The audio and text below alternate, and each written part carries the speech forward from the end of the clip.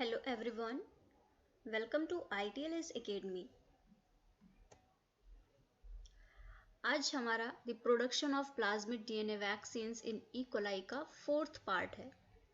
इस fourth lecture में आज हम पढ़ने वाले हैं required physical properties of plasmid DNA vaccines का सेकेंड पार्ट। फर्स्ट पार्ट में हमने देखा था कि प्लाज्मिड डीएनए वैक्सीन्स के लिए जब हम प्लाज्मिड कंस्ट्रक्शन करते हैं तो उसके लिए कुछ हमें फिजिकल प्रॉपर्टीज होती हैं जिनको ध्यान में रख के वर्क करना होता है। उनमें से दो प्रॉपर्टीज हमने पढ़ी थी, जैसे कि कॉपी नंबर हाई होना चाहिए और उसके साथ में ही सेलेक्टेबल मार्कर्स होने चाहिए प्लाज्मिड में ताकि उनको इजीली सेलेक्ट किया जा सके। बहुत इंपॉर्टेंट प्रॉपर्टीज हैं। अगर आपने वो लेक्चर नहीं देखा है तो उसको ज़रूर देखिए ताकि आप आगे की चीज़ों को कोरिलेट कर पाएँ। आज के लेक्चर में हम पढ़ेंगे कुछ और प्रॉपर्टीज जो कि प्लाज्मिड डीएनए वैक्सीन्स के लिए ज़रूरी हैं और प्लाज्मिड के कंस्ट्रक्शन के लिए ज़रूरी हैं। तो चलिए विदाउट डिले स्टार्ट करते हैं अवर लेक्चर।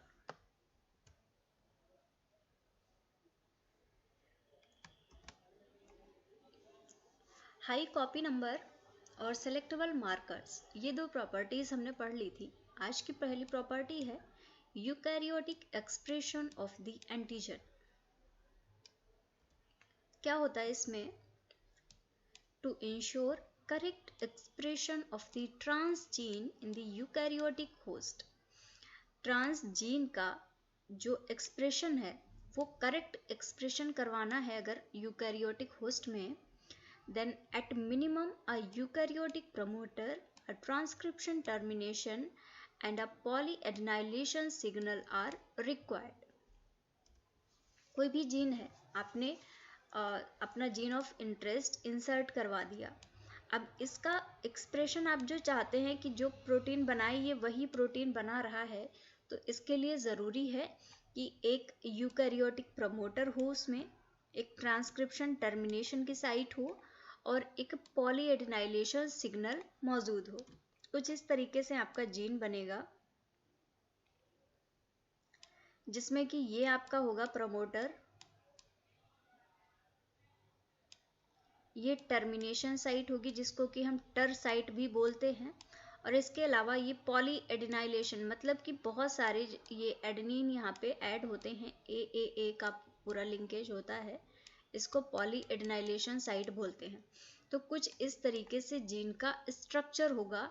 तो आपको यहाँ पे बहुत पॉसिबिलिटीज़ हैं कि अगर इस तरीके से स्ट्रक्चर है तो जो आपका जीन है, ट्रांसजीन है जो, उसका करेक्ट एक्सप्रेशन देखा जाएगा यूकैरियोटिक होस्ट में।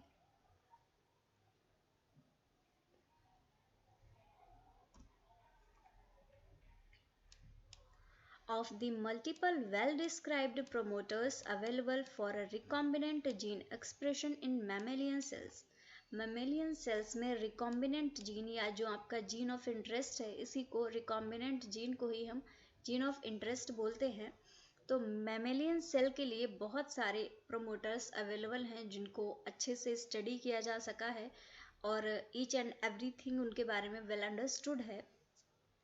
Still the human cytomegalovirus that is immediate early gene, इसको CMVIV भी बोलते हैं।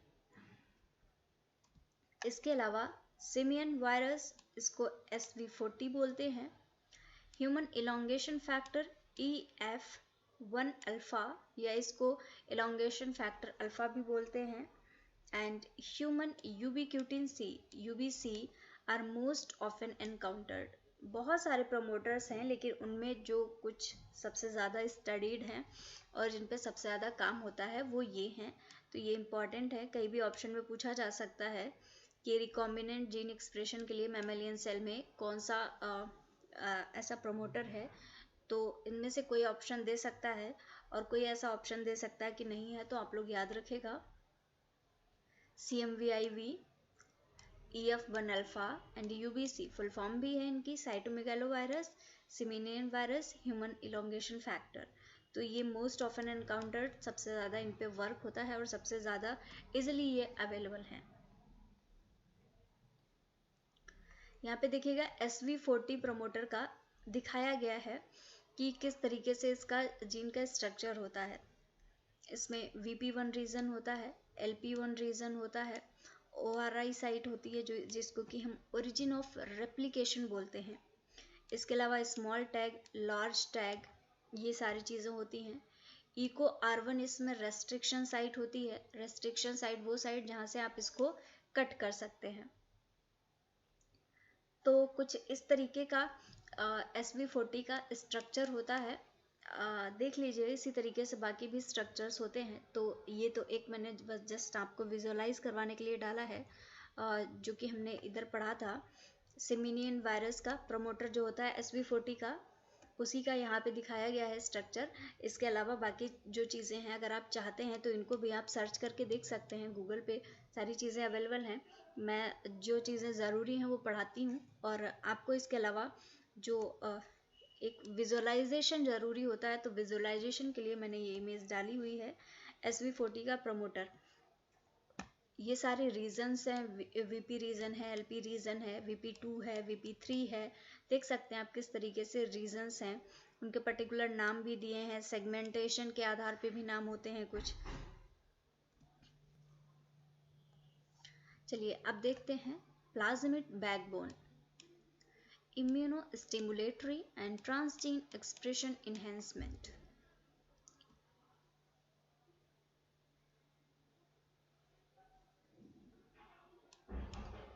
It is now well established that cells of the mammalian immune system can detect pathogen-associated molecular patterns via receptor known as toll-like receptor. Patterns के बारे में हमने last lecture में बात की थी कि ये पैटर्न्स क्या होते हैं जिनसे हमारा इम्यून सिस्टम है आने वाले एंटीजन को रिकॉग्नाइज करता है। तो इसकी जो मैकेनिज्म है, इसकी जो प्रोसेस है, वो कम्प्लीटली अंडरस्टूड है, पूरे अच्छी तरीके से उसको स्टडी किया जा चुका है। और जो ये पैटर्न्स होते हैं, इनको हम पैथोजन एसोसिएटेड मॉलिकुलर पैटर्न भी बोलते हैं। इनको पैम्प बोला जाता है शॉर्ट में, PAMP, pathogen associated molecular patterns. अब इनको रिकॉग्नाइज कौन करता है? ये होते हैं पैथोजन में, या जो एंटीजन आया है उसमें ये पैम्प होता है। पैम्प को रिकॉग्नाइज करता है TLR। TLR क्या है? Toll like receptor.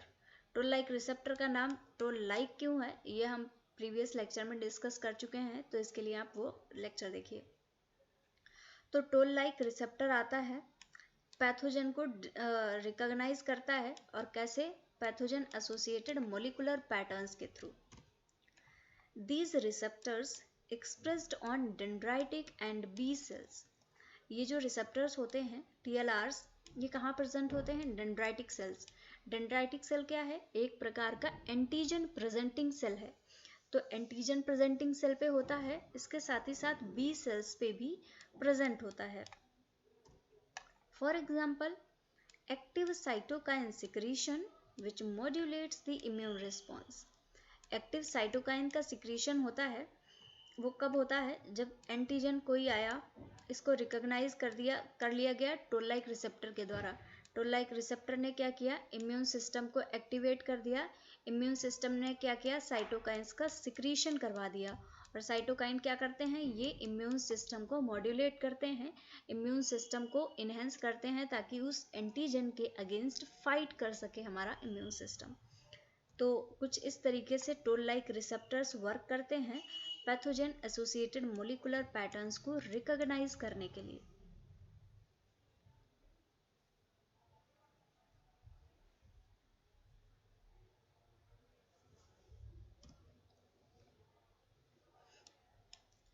Unlike mammalian DNA, bacterial DNA presents specific unmethylated CpG motifs।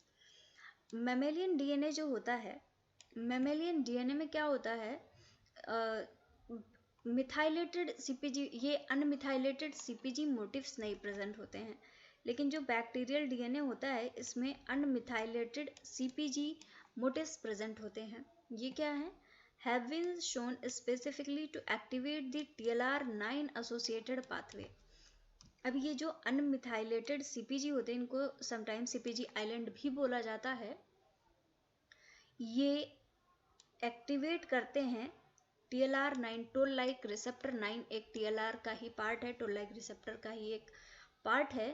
उससे एसोसिएटेड जो पाथवेज होते हैं उनको ये अनमिथाइलेटेड CpG एक्टिवेट कर देते हैं और उन पाथवेज के थ्रू इम्यून रिस्पॉन्स को इन्हेंस कर दिया जाता है ताकि जो एंटीजन आया है उससे इन्फेक्शन को हटाया जा सके और उस एंटीजन से इम्यून सिस्टम को फाइट किया जा सके।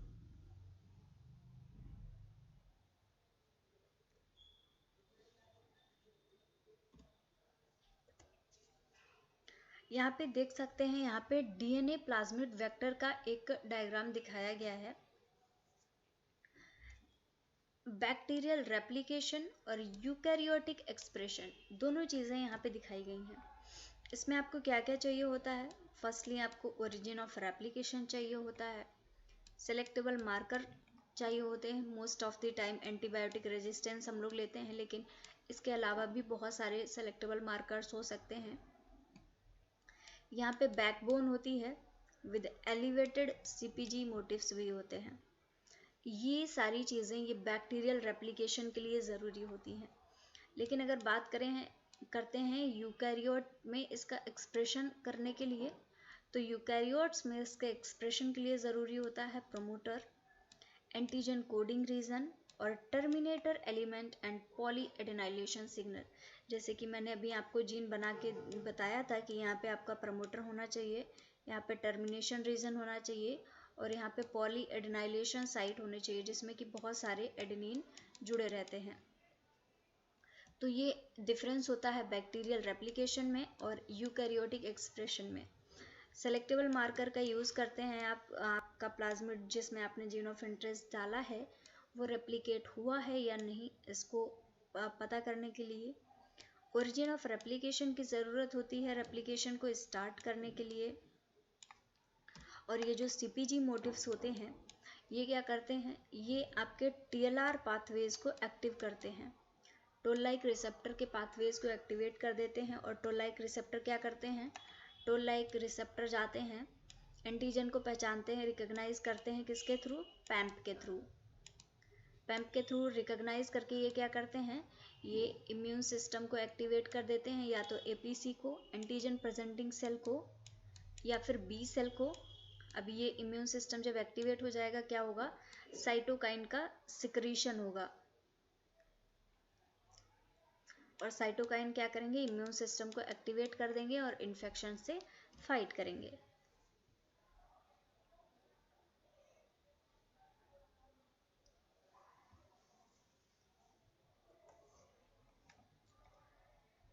Influence of insert. In addition to excluding any potential sequence that could trigger integration into the host genome, the physical quality of the DNA is of importance.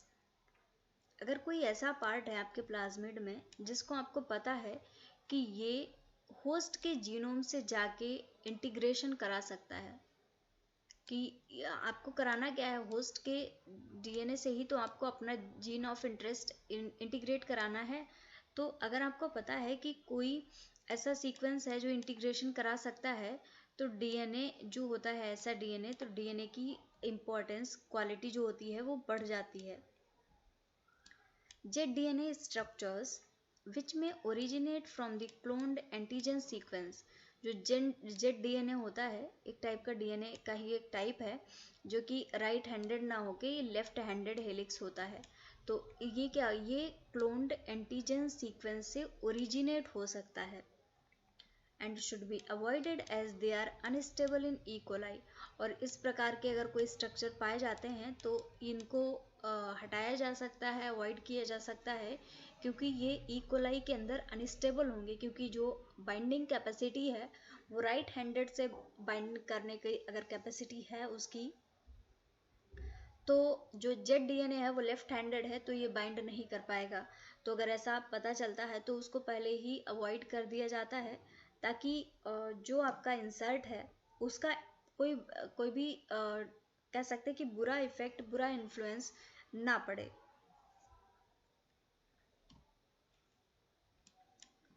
Nicked DNA is likely to be more prone to either integration or degradation. जो nicked DNA होता है वो integration और degradation के लिए ज़्यादा prone होते हैं, ज़्यादा सेंसिटिव होते हैं. The degree of supercoiling seems to dictate vaccine efficacy partially. जो सुपर कॉइलिंग की डिग्री है, डिग्री ऑफ सुपर कॉइलिंग, ये वैक्सीन की एफिकेसी को बताती है कि जितना सुपर कॉइलिंग है उसी हिसाब से उसकी एफिकेसी होगी. As correlation between high supercoil content and greater vaccine efficacy has been reported. और ये भी देखा गया है कि अगर बहुत ज़्यादा सुपरकॉइलिंग है डीएनए में तो उसकी जो वैक्सीन बनती है वो बहुत ज़्यादा एफिकेसी वाली होती है, उसका इफेक्ट बहुत अच्छा देखा जाता है.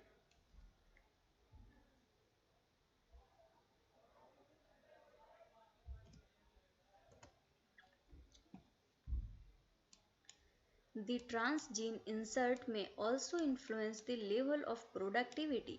जो ट्रांसजीन इंसर्ट होता है ये लेवल ऑफ प्रोडक्टिविटी को भी इन्फ्लुएंस करता है, क्योंकि आपने जो जीन ऑफ इंटरेस्ट दिया है वही तो आगे जाके आपकी जो वैक्सीन बन रही है उसको बनाएगा. तो उसके लिए बहुत ज़रूरी होता है कि वो किस तरीके से इंसर्ट हुआ है. अगर प्रॉपरली इंसर्टेड है तो अच्छा प्रोडक्ट मिलेगा, अगर प्रॉपरली इंसर्टेड नहीं है तो प्रोडक्टिविटी कम हो जाएगी. इसलिए बोला गया है कि जो ट्रांसजीन होता है इसका इंसर्ट प्रोडक्टिविटी के लेवल को इन्फ्लुएंस कर सकता है. As the result from 2 studies seem to indicate.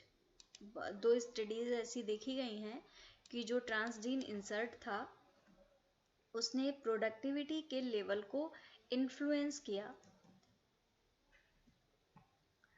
However, as discussed later in this chapter, these differences may also simply be result of clonal variation. ये जो differences आते हैं तरह तरह के, ये clonal variation के भी result हो सकते हैं, as the evolution of a large number of clones is not routine.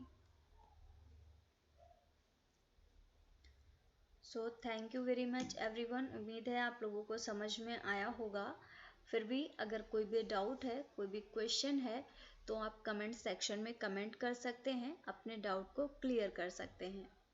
So thank you everyone. Follow करिए ITLS एकेडमी को on various social media platforms including Instagram, Facebook, Twitter, YouTube, WhatsApp and LinkedIn.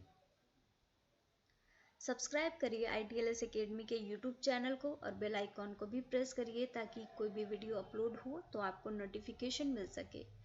इसके अलावा आप हमारा app भी download कर सकते हैं जो कि गूगल प्ले स्टोर पे अवेलेबल है, ताकि आप इजीली ITLS एकेडमी को एक्सेस कर पाएँ.